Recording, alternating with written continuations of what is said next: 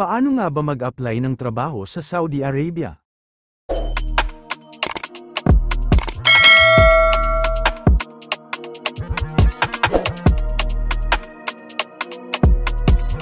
Gusto mo ba mag-apply ng trabaho sa bansang Saudi Arabia? Paano nga ba mag-apply ng trabaho sa Saudi Arabia? Panoorin mo ang video na ito at sundan ang tamang proseso. Una ay, maghanap ng mga hiring agency. Pwede mo ito gawin online para di ka na mag-walk-in. Mag-submit ng CV na nakalagay ang posisyon na gusto mong applyan. Importante na nakalagay ang posisyon na gusto mong applyan para madali sa agency na ma-line up ka sa interview na naaayon sa posisyon na nakalagay sa CV mo. Second is interview. Maging preparado sa interview, huwag kabahan kung sumasagot sa mga katanungan, hindi kailangan na magaling ka sa English. Ang importante ay kaya mong i-express at i-explain ang gusto mong sabihin sa pinakamadaling paraan. Huwag mag-alala dahil hindi sila estrekto sa English.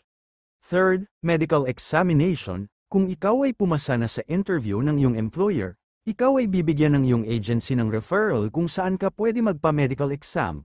Para maiwasan mo ang double na gastos, kumain ng masustansyang pagkain, uminom ng maraming tubig, mag-exercise at umiwas sa bisyo. Ito ay makakatulong upang ma-clear at fit to work ka. Sayang ang opportunity na mapakapagtrabaho sa Saudi kung hindi mo maipasa ang iyong medical exam.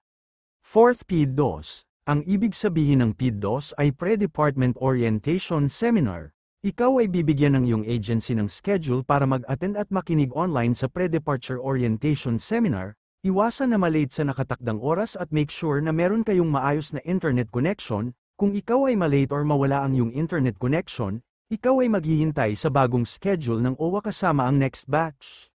Fifth, biometrics. Pumunta sa biometrics center, dala-dala ang iyong dokumento. Dito ay kukunin ang biometrics sa iyong sampung mga daliri. Upang maiwasan ang pag-error ng iyong biometrics, make sure na walang sugat at malinis ang iyong mga daliri. Kung sakaling nag-error ang biometrics mo, ikaw ay babalik kinabukasan para kunan ulit ng biometrics. Importante ang biometrics dahil paglapag mo ng Saudi Immigration, ito ang una nilang ipapagawa sa iyo, ang pag-biometrics. Sixth, visa stamping. Aasikasuhin ng inyong agency ang visa stamping. 7. Working visa. Maghintay na lamang sa update ng inyong agency kung nakuha na nila ang inyong working visa. Ang iyong working visa ay may 3 months validity simula sa unang araw na paglapag mo sa Saudi Arabia. 8. Flight ticket. Hintayin ang iyong flight ticket. Congratulations! Ikaw ay lilipad na papuntang Saudi Arabia. Sana ang video na ito ay nakatulong sa inyo. Kung may mga katanungan kayo, please e-comment ninyo sa comment section at sasagutin natin yan.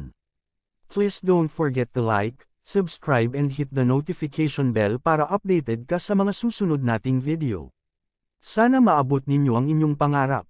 Hanggang dito na lang at God bless sa inyo.